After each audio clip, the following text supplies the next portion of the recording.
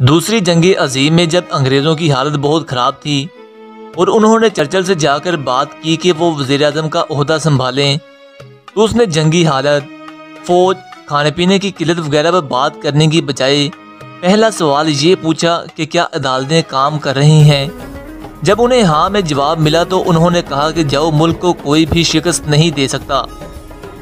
कहा जाता है कि अदलिया रियासत का स्तून है और इतना ऊंचा स्तून है कि कोई आम आदमी इसकी तरफ नज़र उठाकर देखता है तो उसकी पगड़ी तक नीचे गिर जाती है। हमारे मुल्क में भी वही कानून है जो कि बरतानिया में, लेकिन वहाँ पर कोई ये नहीं कहता कि किसी वकील ने रिश्वत ली या फिर कोई जज बिक गया हो।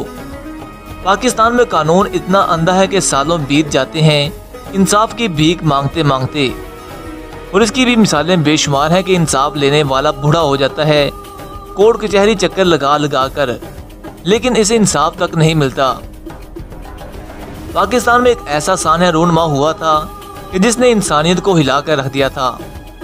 सानह मॉडल टाउन में गोलियां चलाने वाले का भी पता है और गोलियां खाने वाले का भी पता है, लेकिन इंसाफ का अलम बुलंद कौन करेगा ये किसी को नहीं पता। तहरीक इंसाफ की हुकूमत में भी मजलूमों पर इंसाफ के दरवाजे नहीं खुले।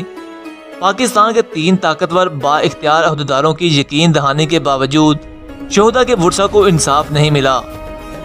सुप्रीम कोर्ट के लार्जर बेंच के सामने बनने वाले GIT को एक मुलजम कांस्टेबल की दरख्वास्त पर काम करने से रोक दिया जाता है।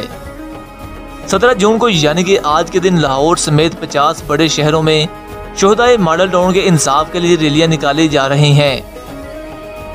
डॉक्टर ताहिर अल कादरी ने कहा है कि शोहदाए मॉडल टाउन के वुरसा के लिए तहरीक इंसाफ की हुकूमत में भी इंसाफ का दरवाज़ा नहीं खुला। पाकिस्तान के 3 बाइख्तियार और ताकतवर तरीन ओहदेदारों की यकीन दहानी के बावजूद मजलूमों को इंसाफ तक नहीं मिल पा रहा। GIT के रूबरू 200 अफराद ने बयानात कलम बंद करवाए। पहली बार सानिया के मुतासिरीन के बयानात कलम बंद किए गई और अहम शहादतें रिकॉर्ड पर आईं। सुप्रीम कोर्ट के लार्जर बेंच ने तहरीक मिनहाजुल कुरान के लोगों को एहतजाज की बजाय कानूनी चाराजोई करने पर तवज्जो देने का कहा था। इमरान खान शोहदा के इंसाफ के लिए ताहिर अल कादरी के शाना बिशाना एहतजाजों में शरीक होते रहे हैं। खान साहब अपने दामन पर निकाह जरूर दौड़ाएं, आपके इक़्तिदार की कुर्सी के पाए शोहदा के खून में डूबे हुए हैं। अगर इमरान खान चाहते तो कारकुनों से होने वाले जुल्म का अजाला हो सकता था। डॉक्टर ताहिर अल कादरी ने कहा कि मियां नवाज शरीफ और मियां शहबाज शरीफ ने इंतकामी कार्रवाइयों के लिए कारकुनों के खिलाफ झूठे मुकदमा दर्ज करवाए थे। वो मुकदमा बगैर किसी कार्रवाई के थानों की फाइलों में पड़े हैं। इमरान खान चाहें तो एक एग्जीक्यूटिव ऑर्डर के जरिए ये तमाम झूठी FIRs खत्म हो सकती थीं, मगर न जाने क्यों उन्होंने ये FIR संभाल कर रखी हुई हैं। उन्होंने कहा कि साबिक आर्मी चीफ जनरल राहील शरीफ ने इंसाफ की फरहमी का मेरे साथ वादा किया था। इमरान खान शोहदा के इंसाफ के लिए एहतजाज में शरीक रहे और साबिक चीफ जस्टिस मियां साकिब निसार ने बिस्मा अमजद के सर पर हाथ रखकर कहा था, आप अपनी माँ का तालीम हासिल करने वाला ख्वाब पूरा करें, इंसाफ को आप हम लोग पर छोड़ दें। उन्होंने कहा कि सानह मॉडल टाउन के पीछे कौन है, इसका फैसला गैर जानिबदार तफ्तीश से ही हो सकता है।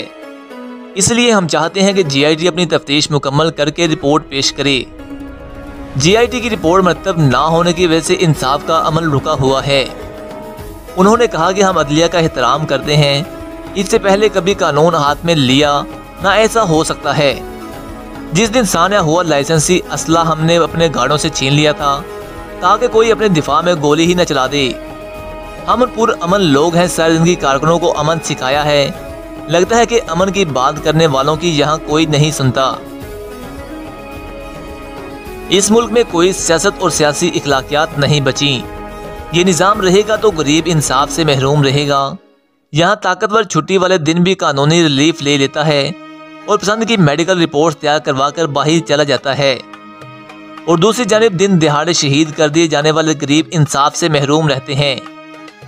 बेरहम सियासत और मजहबी मुनाफत की आड़ में ये लाशों की हसूल का खेल ही तो है, मुकरवा और गुनावना। सानह मॉडल टाउन के हवाले से जितनी भी एहतियात बरत ली जाए, बाद हकायक से मुंह नहीं मोड़ा जा सकता। 17 जून 2014 को पेश आने वाले वाक़े के बारे में कई साजिशी थ्योरियां अब तक गर्दिश में हैं। इनमें से चंद एक उन्होंने घड़ी हैं जो निज़ाम लपेटने के दर पर थे। धरनों के दौरान धड़न धकते से बच जाने वाले कुछ और ही कहानियां सुनाते हैं। इस सब के बावजूद सच तक पहुंचना ज़्यादा मुश्किल नहीं हो सकता है कि एक फरीक वसी तर कौमी मफाद में तहकीकात का दायरा एक हद से ज़्यादा फैलाना ना चाहता हो। खारजा पॉलिसी समेत अहम अमूर पर सिविल हुकूमत की बढ़ती हुई दिलचस्पी ने हलचल पैदा कर रखी थी। फिर एक आधा ऐसा वाक़या भी रूनमा हो गया कि जिसने स्क्रिप्ट राइटर को आग बगोला कर डाला। हुकूमत को औकात में रखने का फैसला ही नहीं किया गया, बल्कि एक मरहले पर तो वाज़ह नजर आ रहा था कि सिस्टम ही लिपेट दिया जाएगा। ऐसे मराहल भी आए कि लग रहा था कि हुक्मरान शख्सियात की जिंदगियां भी खतरे में हैं। धरनों के जरिए हुकूमत गिराने का प्लान लंदन में तैयार हुआ। ऐसा नहीं था कि हुकूमत इस हवाले से बेखबर थी, पूरी इतलात मौजूद थी, बल्कि कई एक राज तो लीक भी हो गए थे। बाज़ मंसूबे तो रिकॉर्ड भी कर लिए गए। इन अवामिल ने स्क्रिप्ट राइटर को मजीद सीखवा कर डाला। ताहिरुल कादरी इमरान खान को बज़ाहिर अलग अलग लाहौर से इस्लामाबाद रवाना होना था, जबकि ताहिरुल कादरी की आमद से कबल ही ताकत दिखाने का फैसला किया गया। पुलिस की कई पार्टियां मॉडल टाउन जा पहुंची। जावजात हटाकर कादरी के मरीदैन को डराने धमकाने और मुंतशिर करने की कोशिश की गई, तो वो बाकायदा मार धाड़ पर उतर आए। पुलिस की भारी नफरी की मौजूदगी के बावजूद कई मकामात पर मजीद कारकुनों को बुलवाया गया। एहतजाजी तहरीक के आगाज से ही कबल ही मुखालफिन को लाशें देना गोया अपने पाँव पर खुद कुल्हाड़ी मारने के मुतरादिफ था। किसी को कसूरवार ठहराना या बरी करना अदालत का काम है। इन पहलुओं को मद्देनजर रखकर जायजा लिया जाए तो ये एक बहुत बड़ा सानिया रूनमा हुआ था। इमरान खान साहब वैसे तो ताहिरुल कादरी के सियासी कज़न हैं और इंसाफ की बात भी करते हैं, लेकिन खान साहब इस इंसाफ पर खामोश हो जाते हैं जिसका मुतालबा ताहिरुल कादरी कर रहे हैं। इसमें कोई शक नहीं है कि आप पैसे लेकर अपना ज़मीर का सौदा नहीं करते, लेकिन ये बात भी बहुत क्लियर है कि इस सानिया को दबाए रखने में आला गैर सियासी हुकाम भी मुलव्विस हो सकते हैं। इंसाफ की किताब सामने मॉडल टाउन पर ऐसी बंद हुई है कि इस किताब को पढ़ने वाले भी अनपढ़ और अंधे हो चुके हैं कि दिन दिहाड़े कत्लो गारत की साफ और शफाफ तहकीकात नहीं करवा सके। यहाँ से यही साबित होता है कि पाकिस्तान में अभी भी वो लोग पावर में हैं जो माजी में हुकूमत बनाते और गिराते रहे थे। नवाज शरीफ के लिए कई अदालतें इतनी जल्दी फैसला दे देती हैं कि वो बाहर भाग गया है, जबकि यहाँ पर सरेआम गोलियां चलाने वालों के खिलाफ अभी तक की तहकीकात नहीं हो पा रही। मैं तो बस इतना ही कह सकता हूँ कि पाकिस्तान पर यह मशहूर ज़रबे मिसल बहुत फिट होती है कि जिसकी लाठी उसकी भैंस। जी तो प्यारे दोस्तों, आप लोगों का इस वीडियो के बारे में क्या कहना है? अपनी कीमती राय का इजहार हमें कमेंट्स बॉक्स में ज़रूर करें।